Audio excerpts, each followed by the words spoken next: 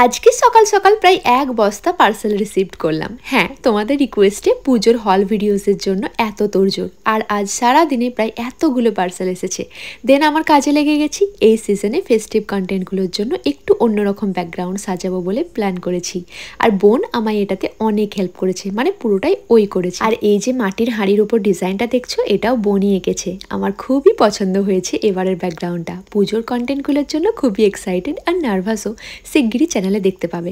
দেন একটা shoot complete করেই একটা পার্সেল রিসিভ করতে চলে গেলাম এই লুকেতেই।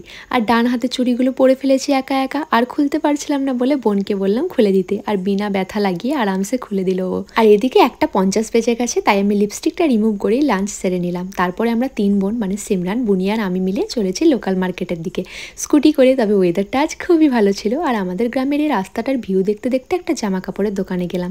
বোনের কিছু কেনাকাটি করতে হবে, কারণ ও কিছুদিন পরেই হস্টেল চলে যাবে। আর যার জন্য আমার মন ভীষণই খারাপ। এবার আমায় কে হেল্প করে দেবে হাতে হাতে? তো যাই হোক, এই দোকানে একটা ওয়েট মেশিন দেখতে পেলাম আর একটু ওয়েট হয়ে নিলাম। 46 কেজি আছি কারেন্টলি।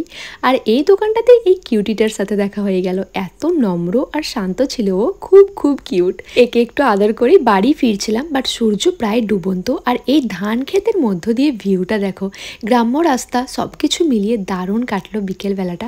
এইরকম ওয়েদারে আমাদের গ্রামের রাস্তাগুলো এতটা ভালো লাগে না মাঝে মাঝে, কি যে বলবো। কি দারুণ ফটো উঠেছিল এই লোকেশনটাতে। বোন আর আমি দুজনে অনেক অনেক ফটো ভিডিও তুলেছি। আর তারপরে বাড়ির দিকেই রওনা দিলাম। আজকের মতো টাটা, দেখা হচ্ছে নেক্সট ব্লগে। এরকমই আরও ব্লগ দেখতে হলে আমার চ্যানেলটাকে সাবস্ক্রাইব করে দিও।